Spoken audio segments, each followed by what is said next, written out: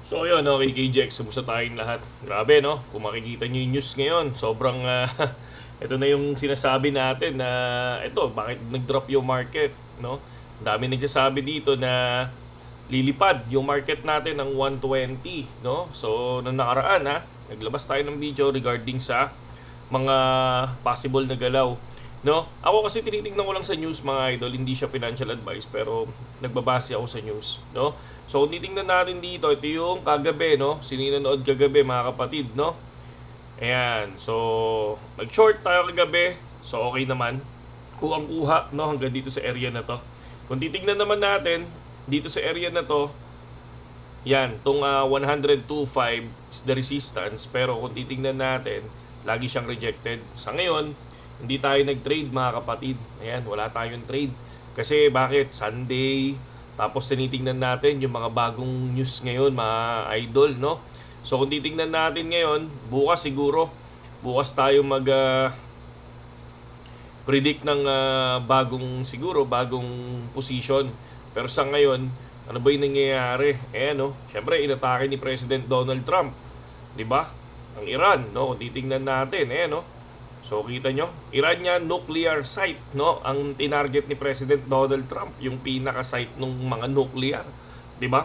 Pero dito, sabi nung Iran, sabi nyo, Iranian state media says, Mr. Trump, you started it and we will end it. Sabi niya ganon. And then ito yung masakit dyan, no? Sabi dito ng Iranian, state media says every American citizen or military in the region is now a target. Parang ano naman to, violent, parang nasa violence sa sila, no? So, ano na to, matibay na to, tong mga ganito, no? Tapos kung mapapansin natin, pero sumagot yan si President Trump. Following US strikes, President Trump says if Iran does not accept peace, we will go after other targets in Iran with precision, speed, and skills. No? Sabi nga niya, kumbaga parang subukan mo aming banatan, sabi ni President Trump. Makikita mo kung ano yung hindi pa nakikita before, parang ganon. No, tingin natin ano bang mangyayari sa market pag ganito. So, punta tayo sa ibang news.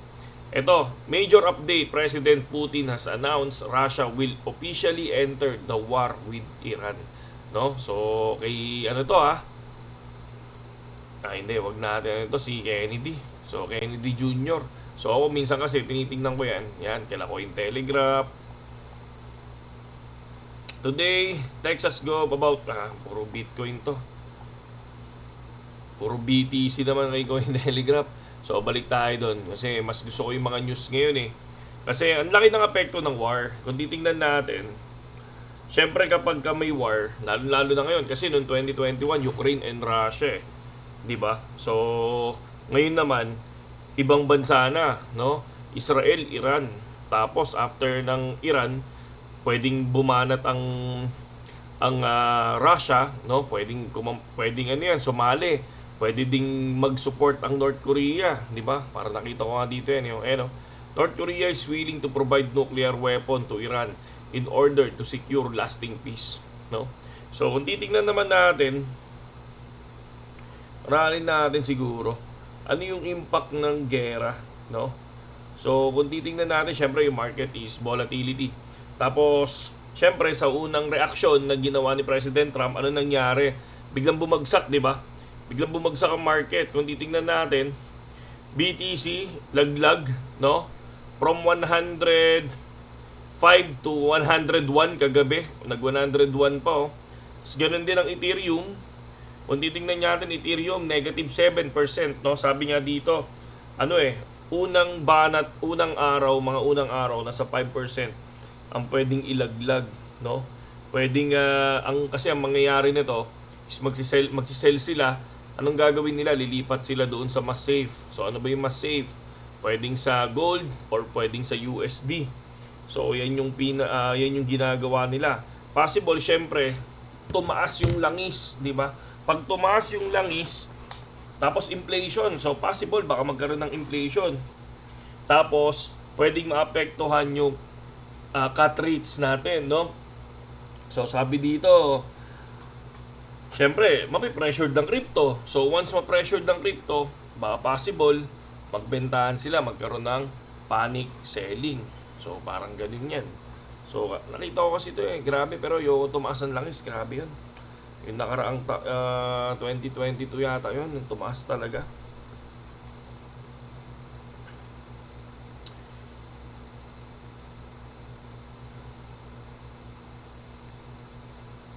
No? So, titingnan natin, no?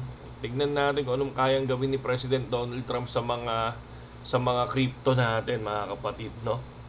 Sana wag tumagal, no? Kasi kapag tumagal to, siguro yun na yun, baka mag-start yung kasi ako para sa akin ang pag-asa ng mga altcoins yung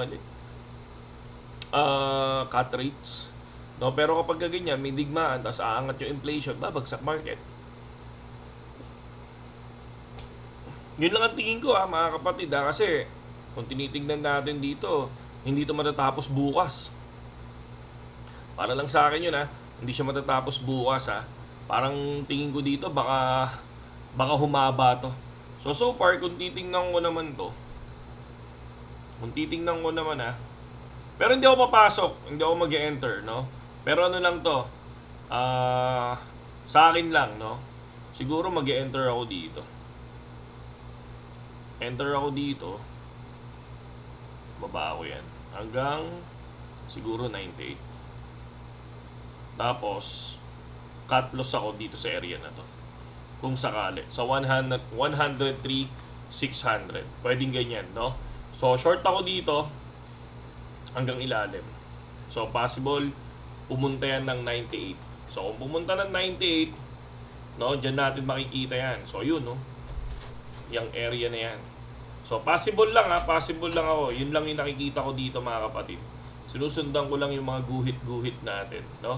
Kasi nung nakaraan, nakita nyo naman yun, ang laki ng binagsak, and then pangalawang short natin tong area na to, nakuha na naman. So tingnan ko to kung makukuha, no? Titingnan ko yan kung makukuha. So ito practice lang, no? So walang entry, basta ang importante, titingnan ko kung tatama ako mga kapatid. Okay? And then syempre, sa mga altcoins, so ang laki ng binaba ng mga altcoins. So, alam na, yung iba marurunong yan, nagdi-DCA na yan, di ba? So, ang hirap talaga kasi ang dami, Ayan, Iran Supreme Leader threatens the United States. Americans should expect greater damage and heavier blows than ever before. Nako, kung magkatotoo yan, market, warap. Market, warap yan. So, ito daw yun, Iran-Israel conflict, gumanon. So, ito Iran-Israel conflict, pero gera na ngayon.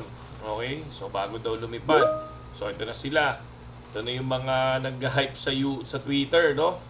Pero kasi yan yung sinasabi natin na ang sakit kasi, di ba, ang sakit mag-invest kapag nasa medyo top ka na konti na lang yung, kumbaga parang high risk na talaga.